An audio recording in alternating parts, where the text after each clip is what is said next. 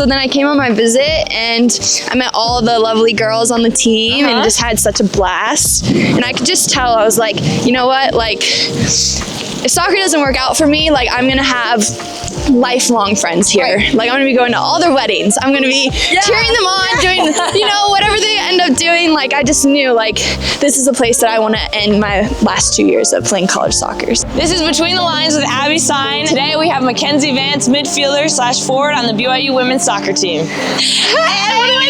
One of my teammates. Yes. Yay.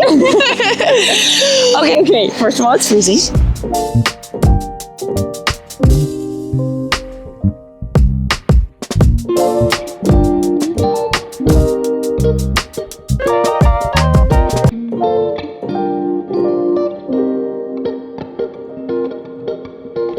Okay, so let's start with some get to know you questions. So, where are you from? I'm from Bluffton, South Carolina. Ooh, wait, okay, so is it cold? It gets pretty cold, but it doesn't snow where I'm from at all. And so because this is new for you. This is very new for me. And the fact that it's snowing right now is actually insane, like freezing. It's a good luck. It has to be a good luck charm. That's what it is. Yeah, for sure. Okay, let's keep going with, you started playing where? You started playing in South Carolina?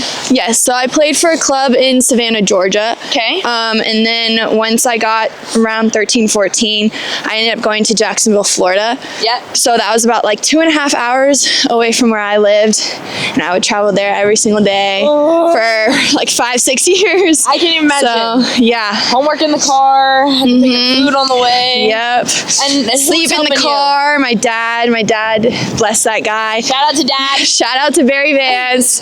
Yeah, he took a lot of sacrifices to drive me to Jacksonville, Florida, and you know, I'm forever grateful for that, for sure, because I don't think I would be here at BYU playing with such amazing young ladies if it wasn't for him and his sacrifices. So. Well, and just all that travel, like that must have been hard for you too. Oh yeah, no, 100%. I think you have to be very good at time management. Right. That's like the biggest thing, especially when it came to like school. You're doing schoolwork in the car. It's not the most fun thing. You're getting, you know, car sickness. Like, Like on your phone. Oh yeah, I know. Right? You're like trying to look out the window and not like puke because you're just like trying to focus on all the schoolwork that you're doing. Oh no. And then like after practice coming home, you're like sleeping in the back of the car and you're just like crouched down. Like, the kinks I would get in my the neck. men's. Oh, 100%. Oh, 100%. Crazy. Okay, so sacrifice is nothing new for you. You're used to that. Yeah, I am used to that. Okay, yes. and so what sacrifices did you have to make, like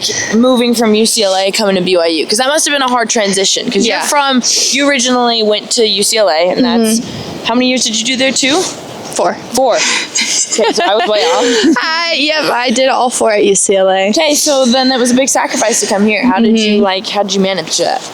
I think, you know, in the beginning, it was a bit scary entering the portal because you just never really know where you're going to end up. Right. What team you're going to be on, if you're going to be close to home, if you're not. And I think one of the biggest, I guess one of the hardest things for me was like leaving all my friends back at UCLA. So how did Jen convince you? How'd she get you here? Well, I don't think it took much for her to convince me. You know, it's funny because Steve, the assistant coach, he sent me the cut. If you don't know what the cut is, look it up on YouTube. An insane video. It's basically when BYU played UNC in the the comeback. The 4-3 comeback. Yeah. Of course I know that game. I watched that video and I just remember I was like getting the chills watching it. It was actually insane. Yeah, because the snow and coming down from, was it 3-0, 4-0? 3-0 coming back to win that game. Like actually insane. Against one of the top seeds. Against one of the top seeds. It's always hard playing against UNC. So yeah, I remember watching that video and I was like, wow, this is pretty cool. But I also think I have to give props to Ellie Walbrook. I played with her for 1 year at UCLA, and when I entered the portal, I just remember reaching out to her, and she was like, Mac, like, you have to come to BYU. That's our team captain. Yeah, she's like, you have to come check it out. Like, I think you're gonna like love it here. And I was like, okay, like I'll come. And I actually came around this time when it was like snowing and it was cold. And you weren't scared away? No, I actually wasn't. I was like, wait, this is kind of cool. Like, I'd love to come to the snow. Like, I know, something we didn't different. Snow Angels this year. I know. Next year for sure. We got to play a game when it's snowing and we make some little right? Yeah. right there. Oh, 100%. But yeah, so then I came on my visit and I met all the lovely girls on the team and just had such a blast. And I could just tell, I was like, you know what? Like, if soccer doesn't work out for me, like, I'm going to have lifelong friends here. Right. Like, I'm going to be going to all their weddings. I'm going to be cheering them on, doing, you know, whatever they end up doing. Like, I just knew, like, this is a place that I want to end my last 2 years of playing college soccer. So, and we've already had some pretty good weddings. I've seen some of the past girls' their weddings here. You haven't seen them? No. The temples. Oh, they go all out. Really? It's so pretty. Just wait till yeah. Maybe it'll be Tara. Yeah, Tara's next. Or Ellie. Or Ellie. Ellie's automatic. She's locked out, right? Okay, so we talked about sacrifice. What are your parting words? What is your biggest takeaway? BYU, UCLA, youth national team, all your different experiences, all your accolades. What's the takeaway?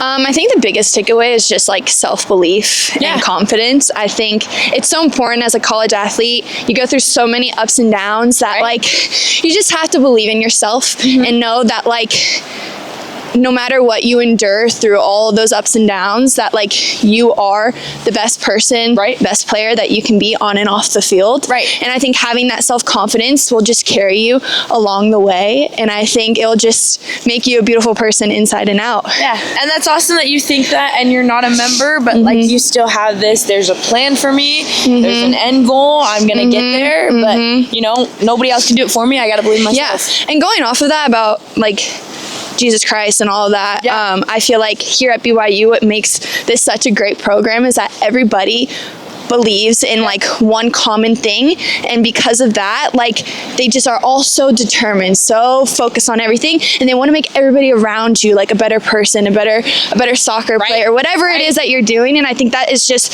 so awesome when you can all just focus on the same thing and just make everybody around you a better person. Well, and that was our theme this year, right? Like together. I think we just got so much closer as a team. Oh, 100%.